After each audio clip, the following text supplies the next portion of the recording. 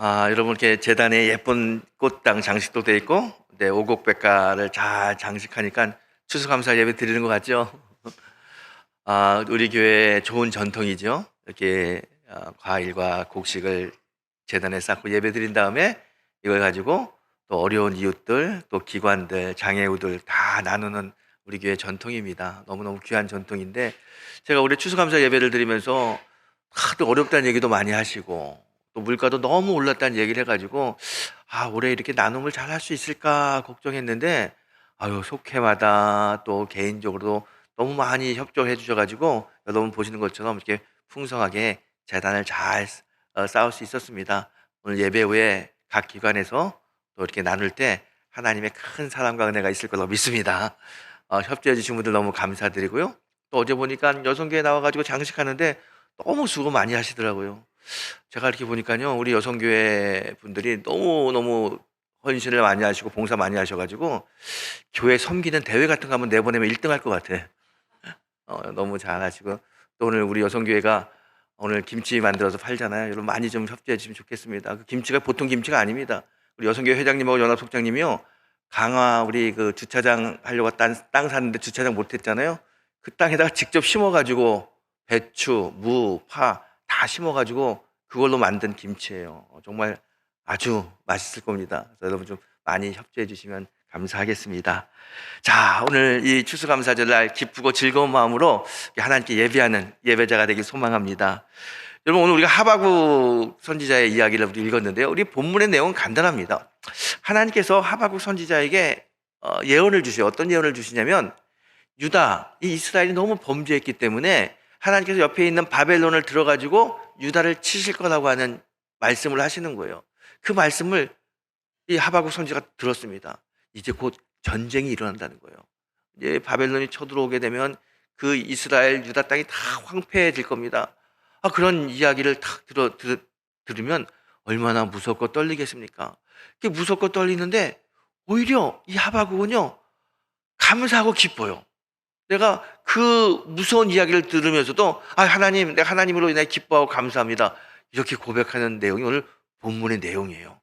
저는 여러분 이 본문을 가만히 묵상하면서 도대체 하박국의 마음이 어떤 마음일까 정말 많이 생각해봐도 잘 모르겠어요. 여러분 보세요. 이제 전쟁이 일어난다, 바벨론이 쳐들어온다는 이야기 들었어요. 16절의 그 말씀 보세요. 내가 들었으므로, 무슨 얘기를 들었냐면요, 곧 바벨론이 쳐들어온다는 이야기를 들었다는 거예요.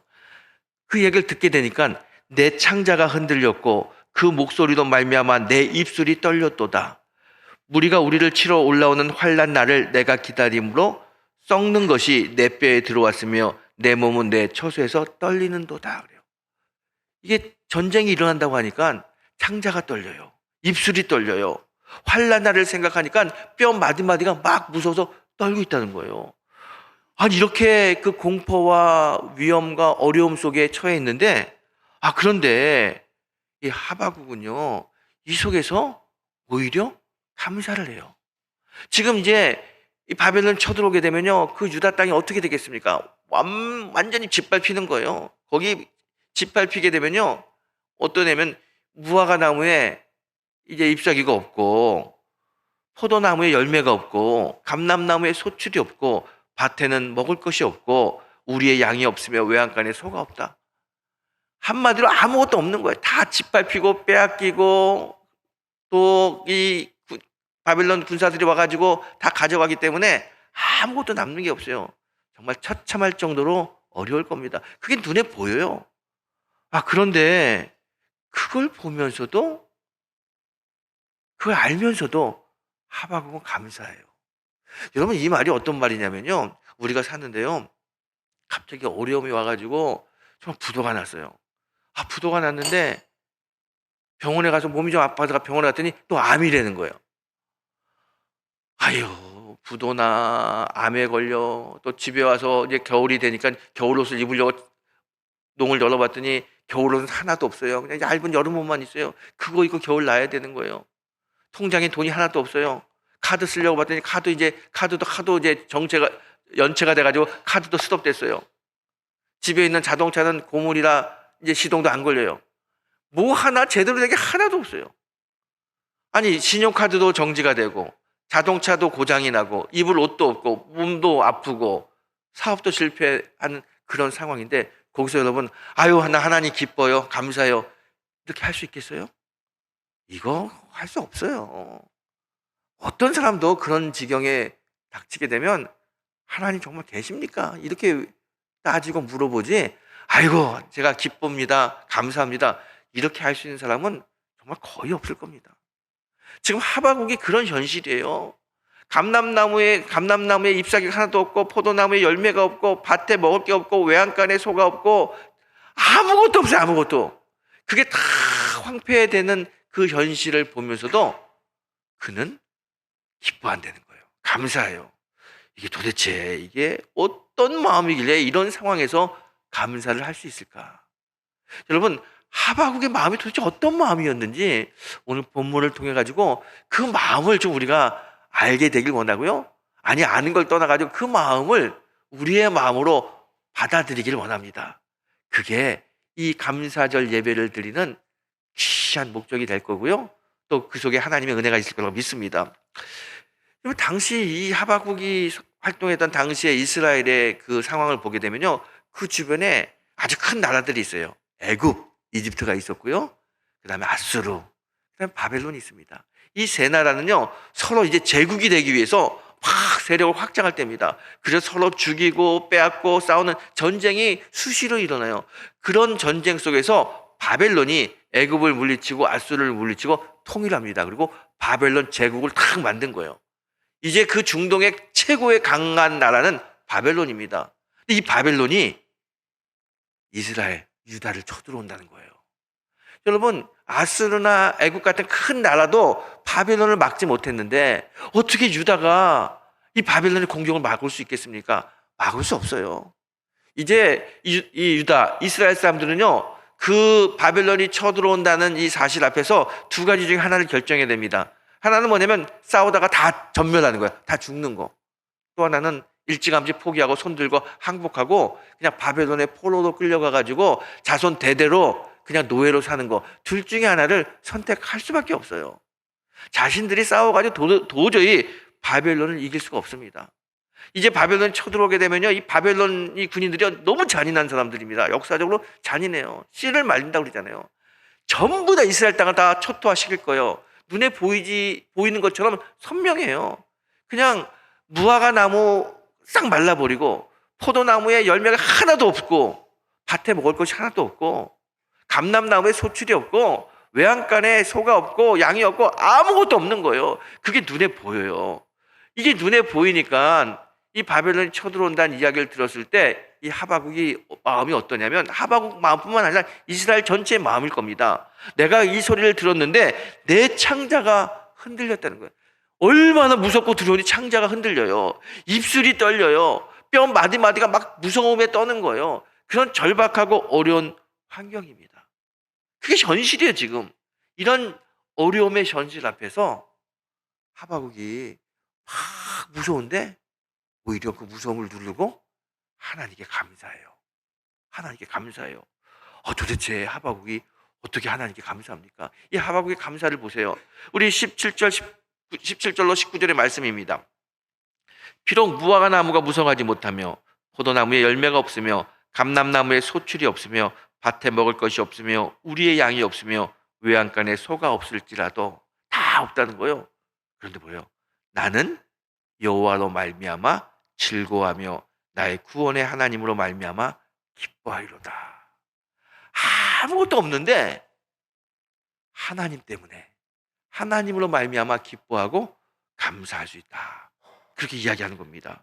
여러분 하박국은요 이 절망의 순간이 자기 현실 앞에 있지만 그 절망의 순간에 현실을 보고 상황을 보는 것이 아니라 전능한 하나님을 보는 거예요.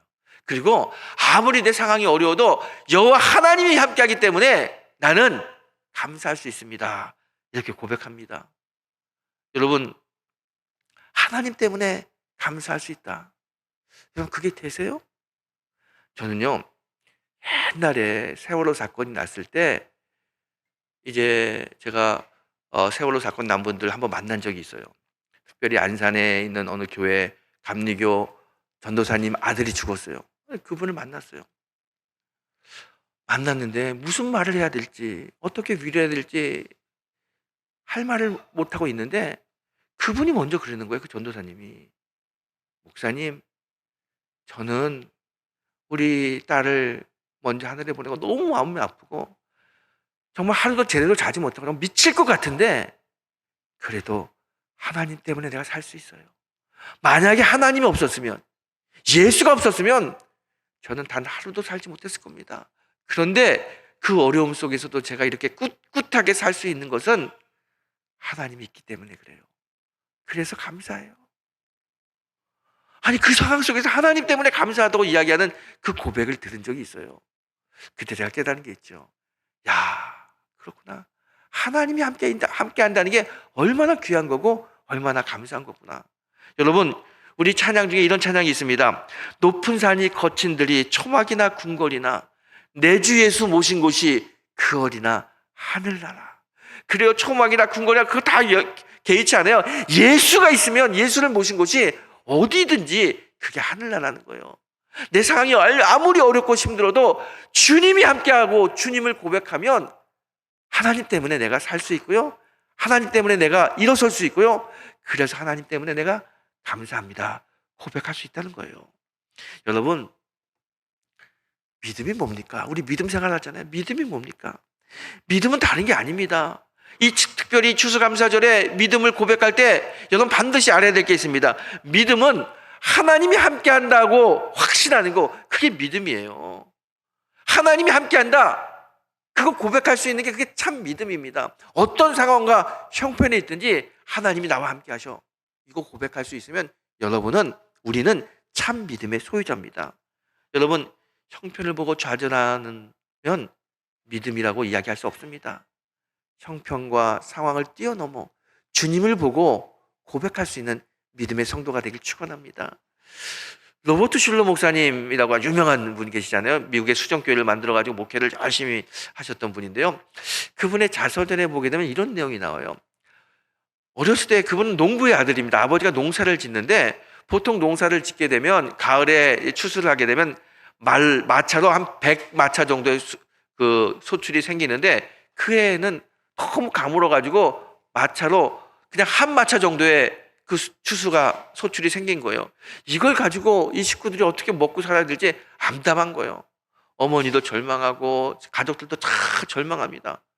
자기도 걱정이 되는 거예요. 이거 어떻게 사나? 어떻게 겨울을 날까? 그런데 아버지가 식구들을 다 모으더니 이렇게 이야기하더라는 거예요. 야, 걱정하지 마. 저 마차 하나에 있는 저 곡식들, 저게 내년에 씨앗이 돼가지고 더 풍성한 열매도 우리에게 올 거야. 하나님이 그렇게 해줄 거야. 그러면서 같이 손을 잡고 기도를 하는데, 하나님 감사합니다. 우리에게 이 좋은 씨앗을 주셔서 감사합니다. 이걸 통해서 내년에는 더 큰 축복이 우리에게 올 줄 믿습니다. 그리고 감사 기도를 드리는 거예요. 지금 내년 현실에는 이 한 마차의 곡식을 가지고 어떻게 1년을 살아야 될까 걱정이 태산 같은데, 그의 아버지는 오히려 하나님께 감사하더라는 거예요.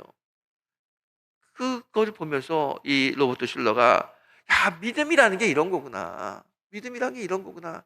그걸 배웠다고 고백합니다. 그래요, 여러분.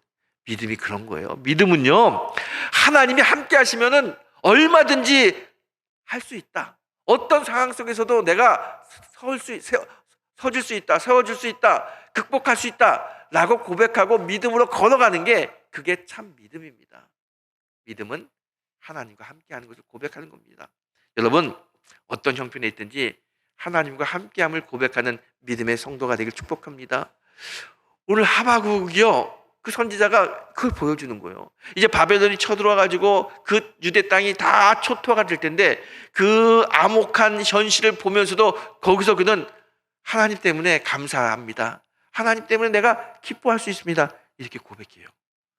그가 그 형편과 환경 속에서 하나님을 고백했더니, 감사를 고백했더니 어떤 일이 벌어집니까? 여러분, 하박국이 바라는 대로 하나님 이루어 주십니다. 하박국이 어떤 걸 바랍니까? 19절에 하박국이 이렇게 이야기합니다. 주 여호와는 나의 힘이시라. 나의 발을 사슴과 같게 하사 나를 나의 높은 곳으로 다니게 하시리로다 그래요. 나를 높은 곳에 다니게 한다는 거예요. 여러분, 이스라엘은요 산지가 많아가지고 마을을 산 위에 마을을 만듭니다. 그래서 성경에 산 위의 동네라는 표현이 많이 있잖아요. 그 산 위의 동네가 바벨론의 침입을 받아가지고 다 망가질 겁니다. 하지만 하나님께서 나를, 우리 백성을 마치 높은 산에서 뛰어노는 사슴처럼 그 황무리 속에서도 회복시켜 줄 것을 기도해요. 고백해요. 그런데 바벨론이 그렇게 기도하고 하박국이 그렇게 기도하고 고백한 것처럼 하나님이 이스라엘 백성을 그렇게 만들어 주십니다. 바벨론의 포로가 되고 바벨론에게 무참하게 짓밟혔지만 하나님이 다 회복시켜 주시고 시온의 밝은 광명을 이스라엘 백성들에게 비춰주지 않습니까? 어려운 환경 속에서도 하나님을 의지하고 감사를 고백했더니 하나님이 그런 은혜를 주시고 그렇게 인도해 주셨어요. 여러분, 오늘 그 하나님의 인도하심이 오늘 우리에게도 있게 되길 축복합니다. 감사하면 반드시 하나님의 인도하심이 있습니다. 아프리카 선교사 중 유명하신 슈바이처 박사가 있습니다. 너무나 유명하신 분이죠. 이분이요 그곳에 가가지고 병원을 짓고 많은 사람들에게 무료 진료를 했습니다. 수십 년 동안 수많은 사람들이 이 슈바이처 박사에게 의료 혜택을 받았어요. 슈바이처 박사가 오랜 시간 동안 선교직 사역을 하면서 깨달은 게 하나 있어요. 먼 곳에서 아프리카 사람들이 병 걸려서 옵니다. 정성껏 치료해줘요. 그러면 딱 두 종류의 사람이 있다는 거예요. 다 나은 다음에 집으로 돌아가요. 그리고 다시 옵니다. 바나나를 가지고 오든지 나무 열매를 따고 오든지 뭘 하나 가지고 와서 감사합니다. 감사를 고백하고 가더라는 거예요. 그래서 다른 부류는요 정성껏 치료해줬는데요 나중에 다 치료받은 다음에 뭐라고 이야기하냐면 슈바이처 박사한테 와가지고 나 집이 먼데 갈 차비가 없으니까 차비 달라고 떼를 쓴다는 거예요. 무료로 다 고쳐줬는데 차비 달라고 떼를 쓴다는 거예요. 이 두 종류의 사람이 있는 거예요. 아니 똑같이 치료받았는데 왜 한 사람은 먼 길을 가서 다시 먹을 걸 가져와서 감사를 고백하는데 어떤 사람은 차비 달라고 떼를 쓸까? 도대체 이 차이가 뭘까? 슈바이처 박사가 가만히 그 사람들 보면서 깨달은 게 있어요. 아, 사람의 인격은 감사를 통해서 나타나는구나. 어떠한 상황 속에서도 감사할 수 있는 사람은 그 사람의 인격이 된 사람이고요. 아무리 은혜를 받고도 감사를 모르는 사람은 인격이 아직도 어린 사람이죠. 이거는요 인격뿐만 아니라 믿음도 똑같아요. 어렵고 힘든 상황 속에서 하나님의 은혜를 고백하고 감사할 수 있는 사람은 믿음이 장성한 사람입니다. 그래서 감사를 모르는 사람은 여전히 교회를 다니고 예수를 믿어도 아직도 믿음이 어린 사람이에요. 여러분은 믿음이 성장한 성인입니까? 아직도 어린 사람들입니까? 여러분, 내가 감사를 고백할 수 있는 사람이냐? 아니면 아직도 감사를 모르는 사람이냐? 그거 생각하면 답이 나오는 거예요. 여러분, 사람이 감사를 하게 되면요 이 세 종류의 사람이 있습니다. 어떤 은혜를 받고도 감사를 모르는 사람이 있어요. 아무리 하나님께서 은혜를 주시고 축복을 주셔도 감사를 몰라요. 자기가 잘나서 된 거라고 생각하고 또 우연히 됐다고 생각해요. 이런 사람들은 어떤 면에서 보면요 정말 이런 말 하기 참 어렵지만 짐승반도 못합니다. 여러분, 제가 몇 년 전에 기사를 하나 봤는데요 시골에서 농부가 술을 마시고 집에 오다가 그냥 길거리에 쓰러져 잠이 들었어요. 그 집 기르던 강아지가 와가지고 자기 주인이 논바닥에 쓰러져 자니까 떠나지 않고 자기 몸을 가지고 따뜻하게 해주는 거예요. 아침에 일어났더니 강아지가 자기를 품고 있더라는 거예요. 여러분, 집에서 기르는 개도 자기 주인에게 은혜를 이렇게 갚습니다. 그런데 하물며 만물의 영장인 인간이 우리의 주인이신 하나님으로부터 많은 은혜를 받았음에도 불구하고 은혜를 고백하지 못하고 감사를 고백하지 못한다? 그러면 이 강아지보다도 못한 거죠. 그런 사람도 있어요. 근데 또 어떤 사람들은요 감사를, 눈에 보이는 감사가 있으면 감사하고 그렇지 않으면 그냥 감사를 못하는 분이 있습니다. 취업했어요, 감사해요. 아들이 대학 갔어요, 감사해요. 좋은 일 만나면 감사해요. 그런데 어렵고 힘들 때는 감사가 나오지 않아요. 대부분의 사람들이 이런 사람들이죠. 정말 주님이 원하고 오늘 하박국 선지자를 통해서 성경이 이야기하는 감사하는 사람은 그런 감사가 아니에요. 감사의 조건이 있으면 감사하고 감사의 조건이 없으면 감사하지 못하는 그런 사람이 아니라 조건과 상황에 관계없이 하나님 때문에 감사할 수 있는 사람, 그게 진짜 감사고요. 그런 사람을 통해서 하나님이 하나님의 일들을 이루어 나가십니다. 저는요, 오늘 이 추수감사절을 보내면서 여러분과 제가, 우리 교회 모든 성도들이 하바국처럼 하나님 때문에 감사를 고백할 수 있는 그런 성도가 되길 축복합니다. 제가 늘 추수감사절날 감사를 생각할 때마다 생각나는 사건이 하나 있어요. 꽤 오래전에 저희 아내하고 여수를 간 적이 있어요. 여수에 가서 손양원 목사님 기념관을 간 적이 있습니다. 이렇게 보고 있는데 갑자기 저희 아내가 여보 여보 그러면 일로 오라는 거예요. 왜요? 이걸 한번 보래요. 딱 봤더니 거기에 누런 감사 헌금 봉투가 진열돼 있어요. 그 봉투에 뭐라고 써 있냐면 순교 감사 헌금이라고 써 있어요. 거기에 글이 있어요. 손영원 목사님의 아들이 1948년 10월 27일 여수 순천 반란 사건 때 공산당에 총에 맞아서 총살당합니다. 큰아들, 둘째 아들 둘이 다 총살당해요. 이 손영원 목사님이 그 아들 장례를 다 치른 다음에 그 추일날 아들 순교하게 해주셔서 감사합니다. 헌금을 담아가지고 하나님께 드린 그 봉투예요. 아들이 죽었는데 감사하다고 고백을 해요. 그러면서 거기에 이런 글이 써 있습니다. 하나님, 나 같은 허물 많은 사람의 혈통 중에 순교자가 나오게 해주셔서 감사합니다. 그것도 한 아들도 아니고 아들 둘씩이나 순교자로 만들어 주시니 감사합니다. 제 아들이 미국 유학 가려고 준비하고 있었는데 미국보다 더 좋은 천국으로 데려가 주시니 감사합니다. 제가 그 봉투를 보면서 정말 머리에 뭔가 맞은 것처럼 띵한 적이 있어요. 야, 정말 감사가 이런 게 감사구나. 감사할 수 없는 상황입니다. 아들이 죽었어요. 그것도 하나가 아니라 둘씩이나 백두대낮에 총 맞아 죽었어요. 얼마나 억울하고 마음이 아프고 괴롭겠습니까? 그런데 그 현실 속에서 하나님 천국 데려가서 감사합니다. 이렇게 고백할 수 있는 이 신앙, 이 믿음, 정말 그 믿음 부럽더라고요. 그 믿음이 오늘 하바국이 보여주는 믿음이에요. 바벨론이 들어와가지고 그 이스라엘 땅이 다 황무지가 되고 다 빼앗길 텐데 아무것도 없을 텐데 여호와 하나님으로 말미암아 내가 감사합니다. 고백할 수 있는 이 믿음, 하바국의 믿음이고 우리 손양원 목사님의 믿음이고 오늘 우리가 꼭 본받아야 될 그 믿음입니다. 여러분, 세상은요 돈이 힘이라고 이야기해요. 권력이 힘이라고 이야기합니다.